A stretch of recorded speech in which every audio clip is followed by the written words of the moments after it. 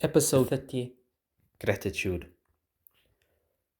There are days when Alhamdulillah comes easily, and days when it feels stuck in the throat. Not because you stopped believing, but because you are tired, disappointed, or quietly scared that life is slipping out of your hands. You still receive blessings, yet your heart does not always register them, and sometimes you wonder if Allah is displeased because you are struggling to feel grateful. So here is the question that sits underneath the polite phrases and the forced strength. If my heart grows heavy and Alhamdulillah begins to fade, what am I drifting away from without even realizing it? ما يفعل الله بعذابكم إن شكرتم وآمنتم وكان الله شاكرا عليما. What would Allah do with your punishment if you are grateful and believe? And Allah is ever appreciative, all-knowing. Surah An-Nisa, verse 147. There are verses that warn and there are verses that soften the heart before it breaks. This is one of them. What would Allah do with your punishment is not a threat. It is a question that strips away a wrong assumption that Allah is waiting to punish. The verse flips the image entirely. It tells you that your ruin is not the point, your return is. Mufassirin describe shukr as making a blessing apparent and known, and contrast it with kufr, which carries the meaning of covering and concealing. In other words, gratitude is not only a feeling, it is clarity, noticing what is already there. That is why the verse pairs shukr with iman. Faith anchors you to the giver.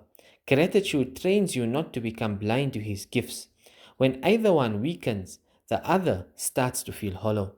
Ibn al-Qayyim rahimahumullah explains that shukr is not a single act nor a single sentence. It stands on 5 foundations: recognizing the blessing, receiving it with humility, loving the giver, praising him for it, and using it in a way that pleases him. That framing keeps gratitude from becoming performative. It becomes a way of living. The verse ends with 2 names that change everything: Shakir and Alim. Shakir is not appreciative in the thin human sense. It carries the meaning that Allah acknowledges even the smallest good and rewards it far beyond its weight. And Alim means he knows what people miss: the intention, the effort, the struggle, and the quiet sincerity behind an action. People forget, people misread you, people do not notice the small things you fought through. This verse reminds you that Allah not only notices, but remembers. Aisha radiallahu anha described how the Prophet sallallahu alaihi wasallam would stand in prayer until his feet became swollen. She asked him why, when Allah had forgiven him. His answer sallallahu alaihi wasallam was simple and exposing.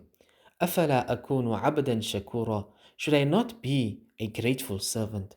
He sallallahu alaihi wasallam did not pray because he feared Allah would withhold goodness. He prayed because he recognized goodness everywhere. This is a different kind of gratitude, not a mood, not a personality type, a response to reality. The verse is not saying be grateful so you can avoid punishment. It corrects something deeper. When gratitude slips, life starts to feel like random pressure, and Allah can start to feel distant. Shukr restores the relationship. It pulls the heart back to what is true, that you are held, provided for, and constantly surrounded by mercy even when you are struggling. Gratitude does not deny hardship, it stops hardship from becoming the only thing you can see. Gratitude is not sentiment, it is sight. Not pretending things are fine, but refusing to become blind to what is still mercy. And so every time you whisper Alhamdulillah, you are not filling a quota, you are coming back into alignment. You are saying, I recognize you even if my life is loud.